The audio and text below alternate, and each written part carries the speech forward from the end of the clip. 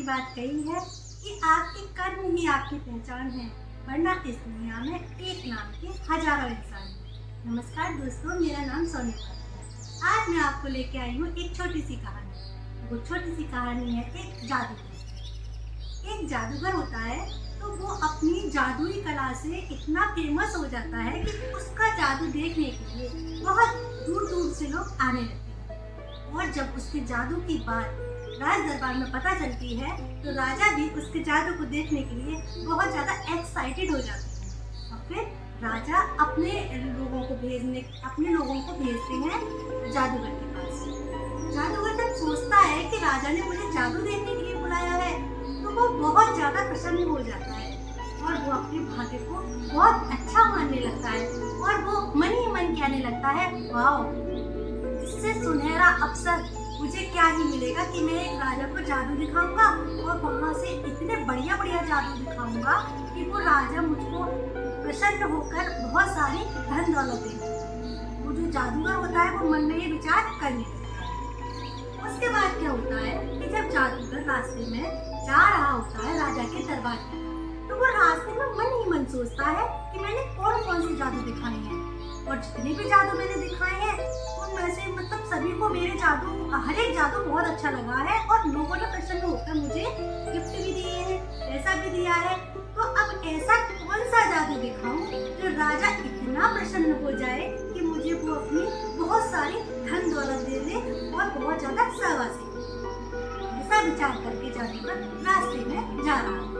बहुत ज्यादा प्रसन्न था, बहुत ज्यादा एक्साइटेड था।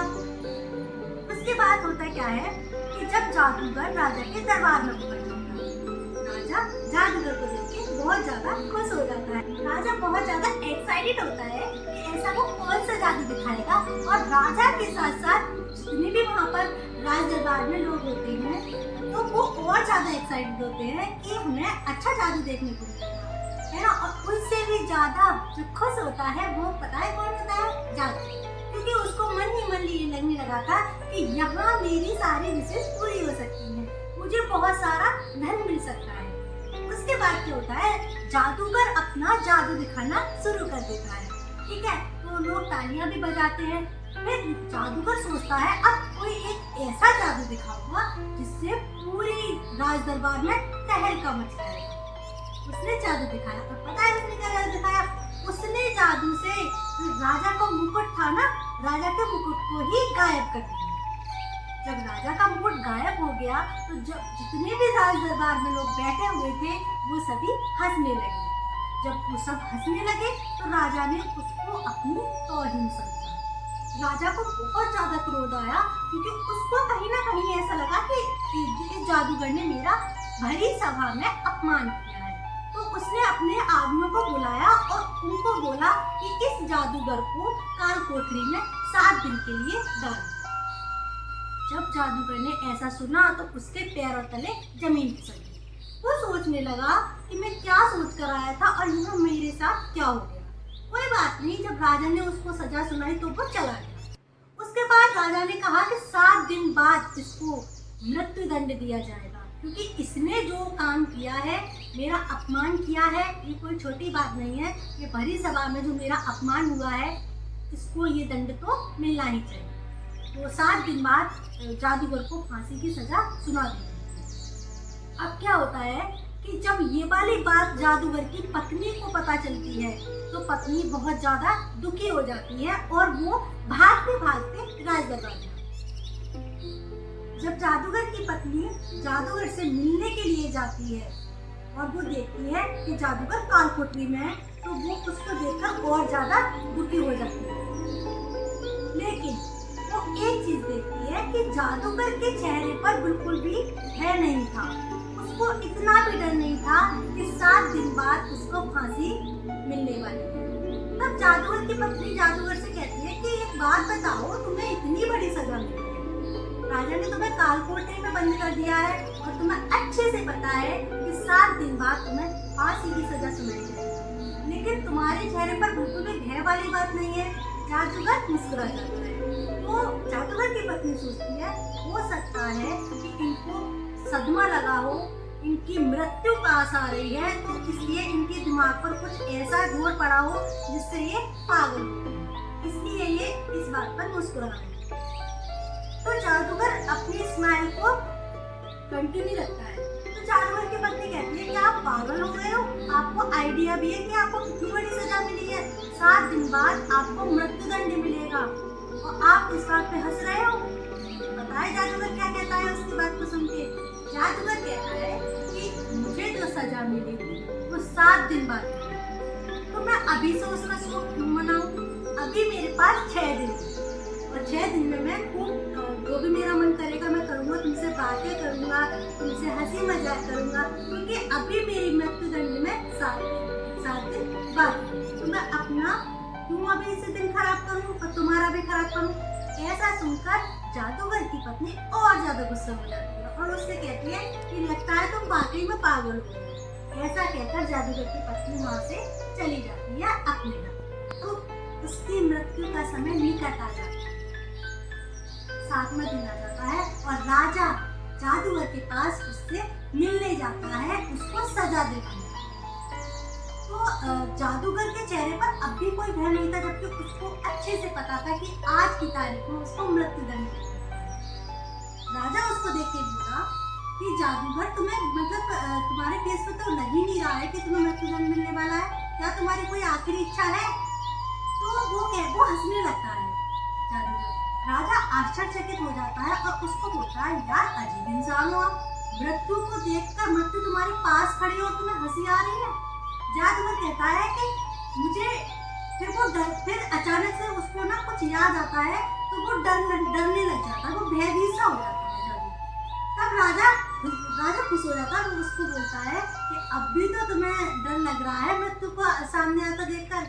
तब जादूगर राजा से कहता है कि राजा साहब आपकी गलतफहमी है, मैं मृत्यु को देखकर नहीं डर रहा, मुझे मृत्यु से बिल्कुल डर नहीं लगता, लेकिन अगर मुझे डर लग रहा है, अफसोस हो रहा है, तो केवल एक चीज का। तो राजा आश्चर्यचकित होकर उससे पूछता है वो क्या चीज है। तो जादूगर कहता है कि मैंने एक घोड़ा बनाया था, मेरे अंदर इतनी शक्तियां हैं ये तो आपको पता ही है, मैं प्रसिद्ध हूँ अपनी जादुई कला के लिए। तो वही मैंने एक घोड़ा मैं बना रहा था जो उड़ने वाला घोड़ा होता है, अब उस पर मेरा थोड़ा सा काम रह गया था। तो मुझे अफसोस ये है कि इतनी अच्छी मैं कला छोड़कर चला जाऊंगा और वो घोड़ा मेरा अधूरा रह जाएगा। न जाने कितनों का भला होता उस घोड़े से, हो सकता है वो घोड़ा आपके काम आ जाता। राजा मन ही मन विचार करने लगता है यार बात तो सही है, अगर वो उड़ने वाला घोड़ा मुझे मिल जाता, मैं जादूगर से वो उड़ने वाला घोड़ा ले लेता, तो वो मेरे कितने काम आता और मैं इतना वो हो जाता, उस घोड़े से कितने ही काम करा पाता और मेरे बहुत सारे काम निपट जाते और मेरा कितना नाम हो जाता और मैं उड़ने वाले घोड़े पर सवार होकर अपने सारे काम करता। ऐसा विचार कर रहा हूँ आप कि कितना टाइम लगेगा उस घोड़े को बनाने में। तो जादूगर बोला उसमें मुझे पूरा 1 साल लगेगा। राजा ने उससे कहा ठीक है, तो आज आपकी सजा आज तुम्हारी जो सजा सुनाने वाले थे हम, जो आपको फांसी देने वाले थे, वो आज नहीं दी जाएगी। अगले 1 साल तक के लिए आप उस घोड़े पे काम करो और 1 साल बाद वो घोड़ा आप मुझे दोगे। 1 साल के बाद जब आप मुझे घोड़ा दे दोगे उसके बाद तुम्हें फांसी देंगे। उसने कहा ठीक है, उसने उसकी राजा की बात मान ली। अब होता क्या है, जब वो घर जाता है तो उसके घर पर रोना पीटना चल रहा होता है, क्योंकि उसकी पत्नी को उसके बच्चों को ये लगा होता है कि आज उसके पति को उसके पिता बच्चों के पिता को फांसी की सजा दी जा रही है। तो ये मातम होता है, घर में रिश्तेदार होते हैं और पत्नी सभी पूरी तरह से रो रहे होते हैं। जब जादूगर जाता है तो उसकी पत्नी उसको देखकर बहुत ज्यादा खुश हो जाती है। वो कहती है कि तुम यहाँ कैसे, तुम्हें तो आज मृत्यु में दंड मिलने वाला था। तब जादूगर उसको बताता है कि 1 साल के लिए मेरी जो सजा है वो माफ हो चुकी है, अब 1 साल बाद मुझे फांसी की सजा दी जाएगी। और जो भी कहानी होती है उन दोनों के, राजा की और जादूगर की जो भी बातें होती है वो सब उसको बताती है। ये बात सुनकर जो जादूगर की पत्नी होती है वो और ज्यादा गुस्सा हो जाती है कि तुम क्या पागल हो गए हो, तुम्हें सजा तो मिलेगी ना। अब 1 साल बाद क्या करोगे, 1 साल बाद भी तो तुम्हें सजा मिलेगी। तब वो जादूगर कहता है कि पेशेंस रखो, सब्र रखो, अभी सजा मुझे आज मिलने वाली थी, लेकिन वो मुझे मौत है ना, वो मेरी टल गई 1 साल की। अब देखते हैं कि 1 साल में क्या होता है, क्या पता इस 1 साल में कुछ अच्छा हो जाए। अब क्या होता है कि बड़ा बड़ा तो कुछ था नहीं, वो तो एक उसका जादूगर ने अपना माइंड का यूज किया था। अब घोड़ा तो कुछ था नहीं। अब क्या होता है कि 6 महीने में 6 महीने बीतते हैं, 6 महीने के अंदर राजा की मृत्यु हो जाती है। तुम्हें पता है इस कहानी का सार क्या कहता है? अब जादूगर तो फ्री हो जाता है क्योंकि राजा ही नहीं बचता, ठीक है। अब जादूगर फ्री हो जाता है। तो इस कहानी का सार ये है कि कुछ लोग अपना फ्यूचर के चक्कर में प्रेजेंट खराब करते हैं। तो सीखो जादूगर से, उसको अच्छे से पता था कि मुझे 7 दिन बाद मृत्युदंड है और अगले 6 दिन तक वो खूब खुश रहा, क्योंकि उसने सोच रखा था कि जो आने वाला समय है वो देखा जाए। तो इस कहानी से हमें यही शिक्षा मिलती है कि हमें हमारे फ्यूचर को लेकर इतना परेशान नहीं होना चाहिए। हमें हमारा प्रेजेंट खूब अच्छे से जीना चाहिए, खूब मजे में जीना चाहिए।